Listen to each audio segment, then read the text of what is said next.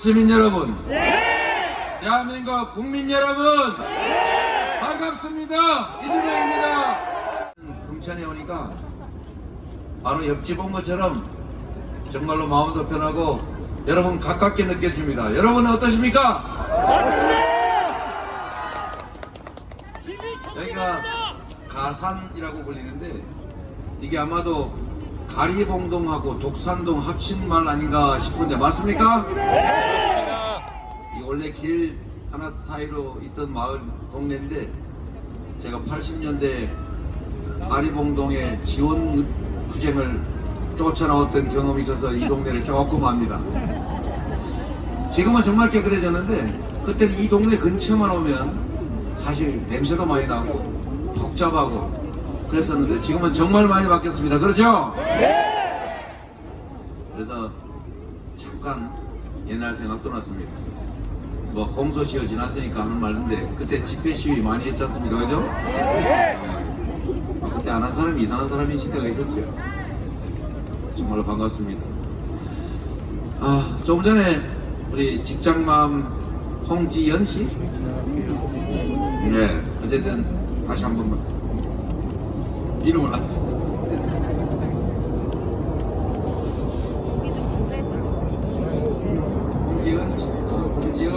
홍은지 씨. 저도 나이가 한 50이 넘다 보니까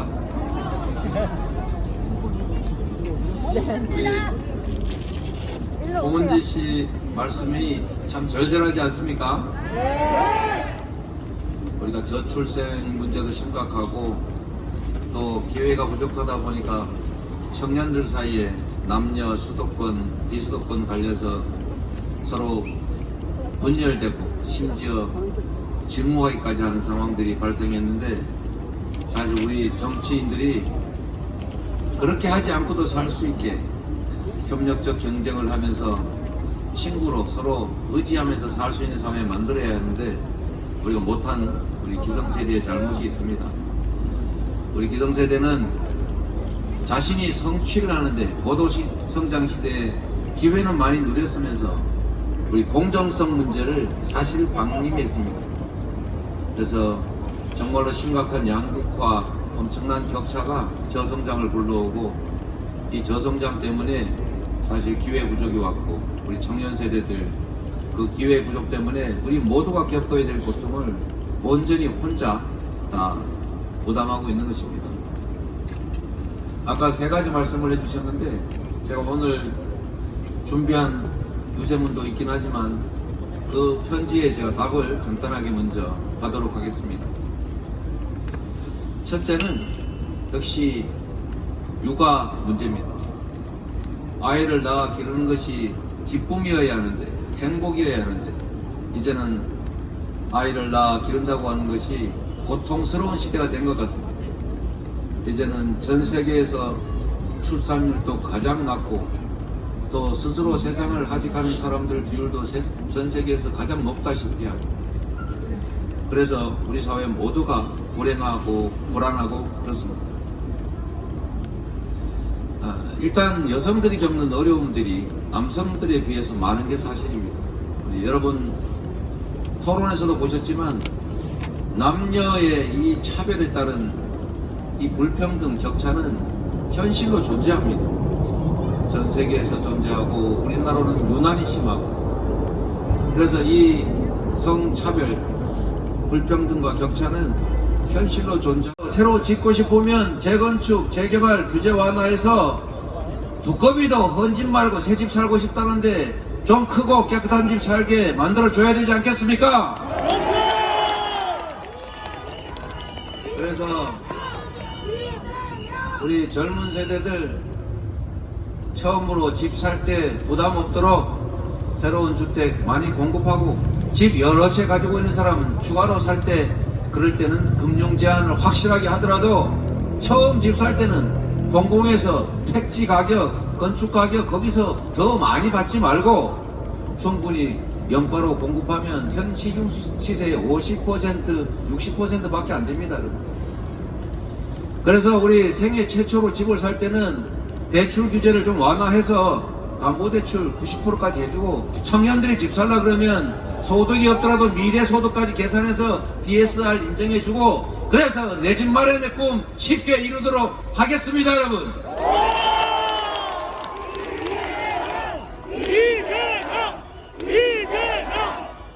갑자기 집값 많이 오르면 조세 부담이 커지니까 그것도 갑자기 집값 오른 게 집 한 채 가지고 사는 내 잘못은 아니지 않습니까?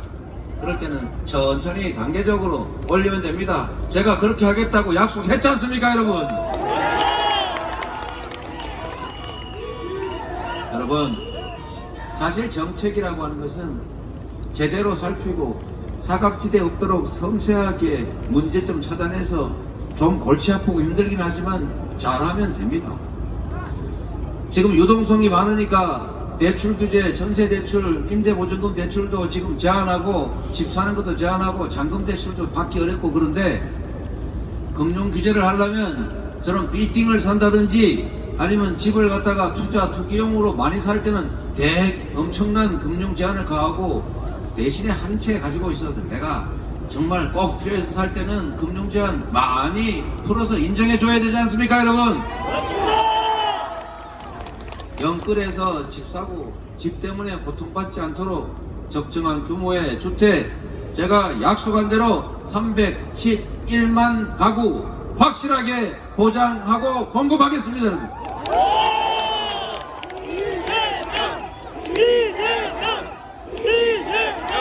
그리고 그중에 30%는 우리 젊은 세대들이 집 마련하기 쉽도록 우선 배정해서 금융 지원도 해서 집 때문에 우리가 결혼을 못하겠다, 정말 못 살겠다, 미래가 불안하다 이런 소리 안 나오게 하는 거 저 이재명은 말하면 하니까 확실하게 책임지겠습니다, 여러분.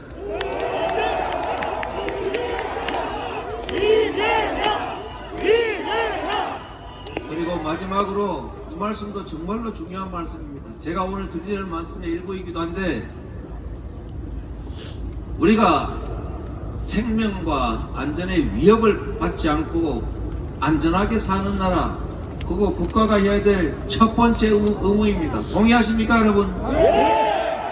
재난과 질병으로부터, 재해로부터 우리가 생명과 안전을 보장받아야 하고, 특히 전쟁으로부터 대량 살상과 파괴를 막는 것은 국가가 해야 될 가장 중요한 책무다. 동의하십니까, 여러분?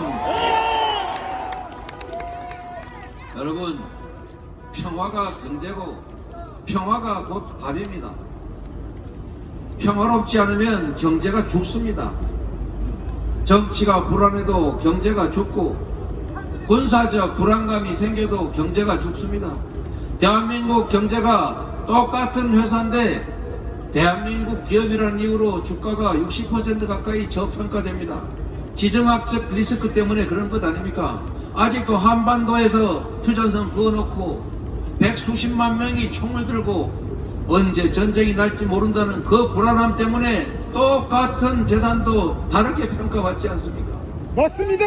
그래서 여러분, 이 분단된 그리고 군사적으로 대치하는 한반도에서 가장 중요하게 국가가 해야 할 일은 한반도를 평화롭게 관리하고 남북이 평화롭게 공존하고 서로 모두에게 도움되는 길을 찾아가는 것입니다. 그렇게 만드는 것이 바로 국가가 할 일이고, 그렇게 만드는 것이 바로 대통령의 능력이자 자질 아니겠습니까, 여러분? 변화를 만들어낼 수 있는지를 실증으로 보여드리겠습니다. 똑같은 나라지만 똑같은 조선에서 선조 외침을 불러들여서 백성 수백만이 죽었습니다. 똑같은 조선에서도 능력있고 열정있는 유능한 정조는 조선을 다시 일으켜 세웠습니다. 대한민국의 이 위기를 기회로 만들어갈 유능한 대통령 후보 이재명에게 기회를 주시면 희망이 넘치는 새로운 나라 책임지겠습니다, 여러분.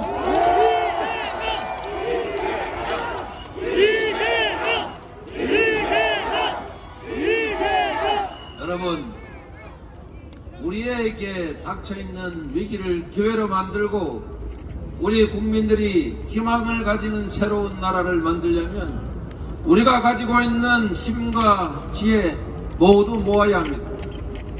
지금까지는 정치가 이 양당 체제 때문에 한쪽이 실패하면 잘못하든 뭘 어떻게 하든 간에 기회가 다시 옵니다. 촛불로 물러났던 세력이 다시 복귀하려 하지 않습니까, 여러분? 양자택일밖에 없는 정치 이제 그만해야 합니다. 잘못되게 하기 경쟁이 벌어지는 제3의 선택이 없는 정치 이제 중단해야 합니다. 국민들의 선택이 정치에 제대로 반영되고 둘이 아니면 세 번째, 네 번째 선택이 가능한 그런 정치로 바꿔가야 합니다. 동의하십니까, 여러분? 여러분, 우리 민주당은 이제 변하고 있습니다. 당론으로 의총을 통해 결정했습니다. 이제는 되돌아갈 길도 없습니다. 제3의 선택이 가능한 국민들이 최선의 선택을 할 수 있는 정치 개혁을 통한 정치 교체, 새로운 세상을 우리가 함께 만들어가지 않겠습니까?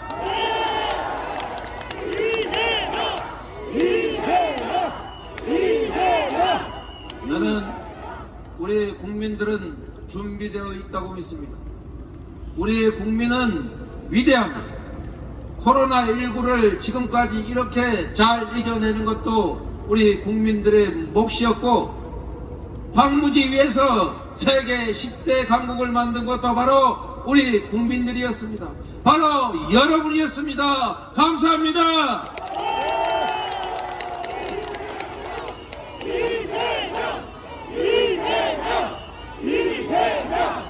이제 우리가 10대 경제 강국을 넘어서서 5대 경제 강국으로 우리 국민들의 삶의 질도 10대 강국을 넘어서 5대 강국을 향해 가려면 우리가 가진 힘과 역량, 인재들을 광범위하게 써야 합니다. 네 편, 내 편 가리지 말고, 진영 가리지 말고, 통합 국민내각 만들어서 선거는 우리가 경쟁하지만 선거가 끝나면 대통령은 모두의 대통령이기 때문에 모든 정치 세력을 모아서 오로지 국민들을 위해서 봉사할 수 있도록 해내는 통합의 정부를 만들어야 합니다. 국민 통합 정부를 만들 사람, 통합 대통령 누가 가장 합당합니까, 여러분? 이재명!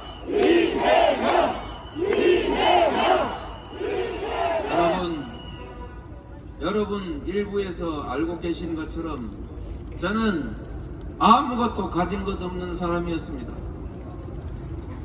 소년 노동자로 공장에서 일하다가 산재사고 당해서 장애인 됐습니다. 제가 그때 당시에 학원비 7,000원만 누군가한테 지원받을 수 있었으면 제가 학원비 벌려고 공장을 다니다가 산재 장애인 되는 일은 없었을 것입니다. 제가 정치를 하는 이유는 다시는 이재명 같은, 지금도 이재명의 과거 어린 시절 같은 어려움을 겪는 우리 국민들에게 이런 고통, 이런 어려움, 이런 절망 다시는 겪지 않게 하기 위해서였습니다, 여러분.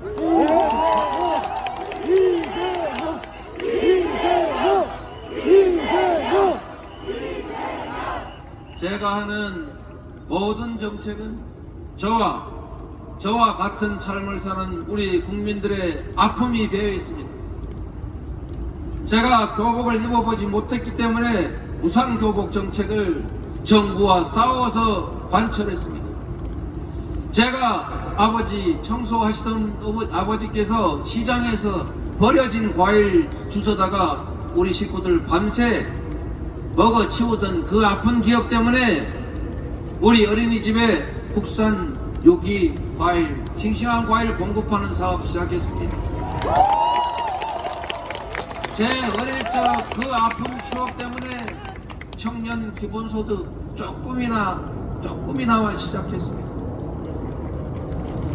새 모녀가 돈 20만 원이 없어서 극단적 선택을 하는 것 때문에도 기본소득은 필요합니다. 누군가는 8만 원, 10만 원 아무것도 아니라고 하지만 누군가에게는 생명이 걸린 문제입니다. 계란 한 판 훔치다가 감옥 가는 사람 제가 신문에서 보고 아무나 최소한 먹을 것 때문에 훔치거나 극단적 선택을 하지 말자고 경기도 전역에 먹거리 그냥 드림센터 했습니다. 아무도 마구 훔쳐가지 않습니다, 여러분.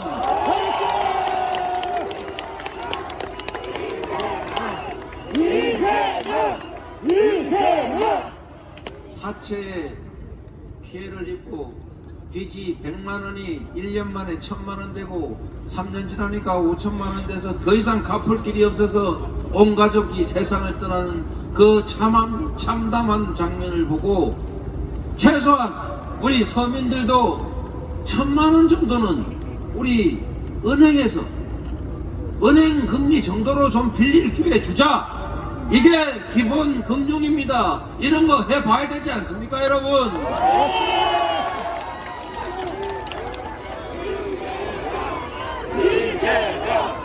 이재명! 우리 기성세대가 자랄 때는 재형저축이라고 예금할 때 국가가 많이 도와줬습니다. 기억하시지요? 네. 왜 우리 청년들에게는 그런 기회를 주지 않습니까? 그래서 5천만 원 정도까지는 자기가 적금하면 이자 지원금에서 10%씩 이렇게 이 정도는 지원해주자. 기본 저축, 그래서 만든 것입니다, 여러분. 여러분, 저는 우리 국민들이 현실에 좌절절망하고 극단적 선택을 생각하고 누군가와 원수가 되는 그런 삶이 아니라 희망을 가지고 도전할 수 있는, 이웃과 손잡고 협력하며 살 수 있는 그런 행복한 공동체, 미래가 있는 세상을 만들고 싶어서 이 자리까지 왔습니다, 여러분. 국민 누구도 가난함 때문에 비참함을 느끼지 않고 아프고 병들어도 곤란하지 않고 나이 들고 약해져도 외롭지 않고 내가 사는 사회가 안전하다, 국가가 마지막 순간에는 나를 지켜줄 것이다, 이런 세상을 만드는 것이 저희 꿈입니다. 여러분도 그런 세상 원하지 않습니까?